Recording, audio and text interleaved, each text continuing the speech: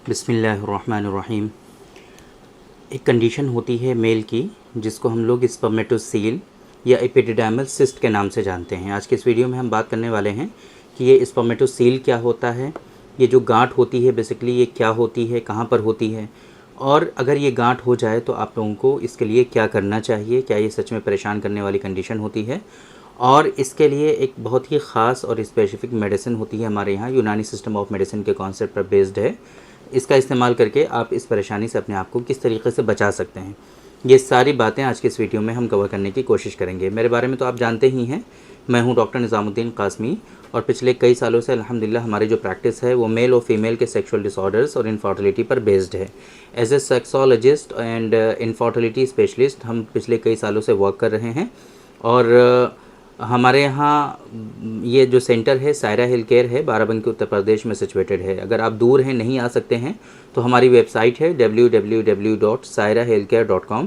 इस वेबसाइट पर विज़िट करके आप आसानी से दुनिया के किसी भी कोने से अपना अपॉइंटमेंट शेड्यूल कर सकते हैं और आप डायरेक्टली हमसे कंसल्ट कर सकते हैं। बात करते हैं स्पर्मेटोसील के बारे में। आप लोगों ने देखा होगा बहुत सारे लोग ऐसे होते हैं कि जिनका स्क्रोटम होता है, स्क्रोटम में जो टेस्टिकल्स होते हैं उसके पीछे एंड अबव एक वेंस बड़ी सी दिखाई देती है जिसको हम लोग एपिडिडाइमिस के नाम से जानते हैं। एपिडिडाइमिस, उसी एपिडिडाइमिस में अगर आप फील करेंगे तो बहुत ही हार्ड सा स्ट्रक्चर आपको एक फील होता है, इसी को हम सिस्ट कहते हैं। ये सिस्ट जो होती है बेसिकली एक तरह से आप समझ लीजिए कि सैक होता है, जिस तरीके से थैला एक थैली बन जाती है, सेम उसी तरीके से वो थैली होती है और उसके अंदर क्लियर फ्लूइड जो होता है वो भरा हुआ होता है। उसी फ्लूइड के भरने की वजह से उसका साइज़ बड़ा होता जाता है, वो ग्रो होती जाती है और बाद में चल करके उसकी वजह से कुछ लोगों में काफ़ी ज़्यादा परेशानी होती है।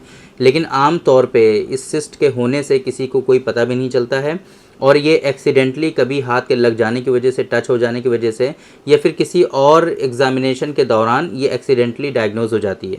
ये आम तौर पे इसके कोई सिम्टम्स नहीं आते हैं। कुछ पेशेंट में इसकी वजह से कॉम्प्लिकेशन के तौर पे, कुछ लोगों में इसकी वजह से ऑब्स्ट्रक्टिव एजोस्पर्मिया हो सकता है। अगर दोनों ही साइड में आपको स्पर्मेटोसील हो और काफ़ी लार्ज हो, तब ऐसी कंडीशन में कुछ लोगों में इसकी वजह से ऑब्स्ट्रक्टिव एजोस्पर्मिया हो सकता है। बट ये ऐसा ज़रूरी नहीं है कि अगर ये स्पर्मेटोसील या एपिडिडाइमल सिस्ट है तो एजोस्पर्मिया आपको हो ही जाएगा, ऐसा कोई ज़रूरी नहीं है। ये आम तौर पर नॉन कैंसरस होता है ना। इसकी वजह से जनरली ये जो इसके अंदर फ्लूइड होता है ये कैंसरस नहीं होता, जनरली इसकी वजह से कैंसर डेवलप नहीं होता है। इसकी वजह से किसी तरह का कोई भारीपन, इसकी वजह से किसी तरह का कोई एक या कोई डल एक वगैरह या फिर कोई जो है कॉम्प्लिकेशन ऐसा हो जिससे आपका डेली रूटीन डिस्टर्ब हो, ऐसा कुछ नहीं होता है इसकी वजह से। इसकी वजह से सिर्फ ये परेशानी है कि मेंटली थोड़ा सा हरेसमेंट होता है। आप इसको ये लेकर के ये सोचते रहते हैं कि पता नहीं ये क्या चीज़ मेरे अंदर डेवलप हो गई है, कहीं इसकी वजह से कोई बड़ी परेशानी तो आगे चल करके नहीं होने वाली है। इस वजह से लोग बहुत ज़्यादा परेशान होते हैं, स्पेशली जब इनफर्टिलिटी का केस होता है। कुछ लोगों में स्पर्म काउंट कम होता है, ओलिगोस्पर्मिया, एस्थेनोस्पर्मिया, टेरेटोस्पर्मिया, नेक्रोस्पर्मिया या एजोस्पर्मिया का ट्रीटमेंट करा रहे होते हैं। तो ऐसे लोगों में अगर ये डायग्नोज हो जाती है तो एक दिमाग इधर भी जाता है कि कहीं इसकी वजह से आपको इनफर्टिलिटी तो नहीं हो रही है, कहीं इसकी वजह से आपके स्पर्म की क्वालिटी ख़राब तो नहीं हो रही है।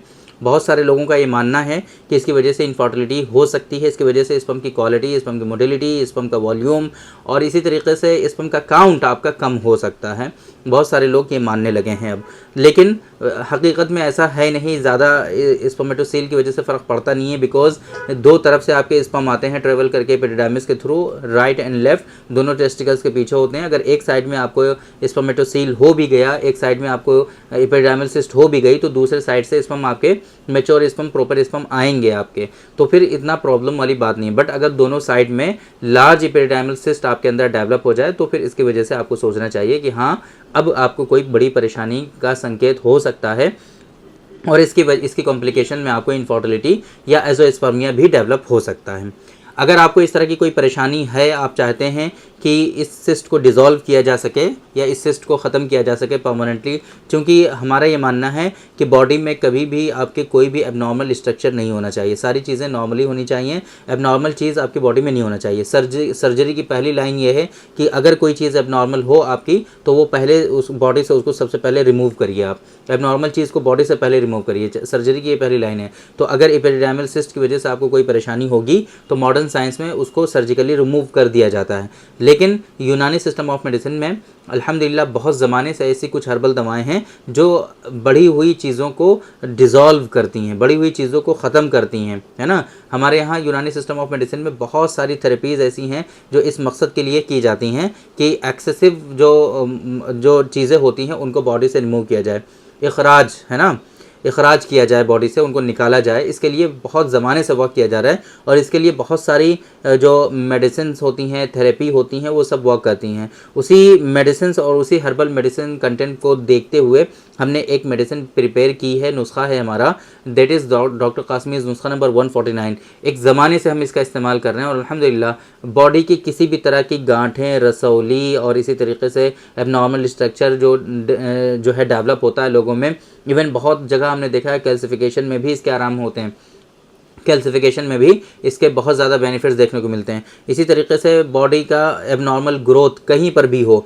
गांठें हो जाती हैं और इसी तरीके से जो लिपिड की गांठें हो जाती हैं बहुत सारे लोगों में, है ना, जगह जगह दिखने लगती हैं, वो सारी चीज़ें भी इससे डिज़ोल्व होती हैं। ये बिल्कुल नेचुरल है, इसमें किसी भी तरह का कोई उल्टी सीधी चीज़ें नहीं मिलाई जाती हैं। प्योर हर्बल मेडिसिन पर ये जो है बेस्ड है और इसको बहुत ही अच्छी कंपनी से हम प्रिपेयर करवाते हैं और प्रिपेयर करवा करके हम आप लोगों को ये देते हैं। ये है डॉक्टर कासमीज़ नुस्खा नंबर 149। ये जो है 60 टैबलेट्स एक बॉक्स में होती हैं और 15 दिन की डोज़ होती है। ये 15 दिन एक जो है एक बॉक्स चलता है।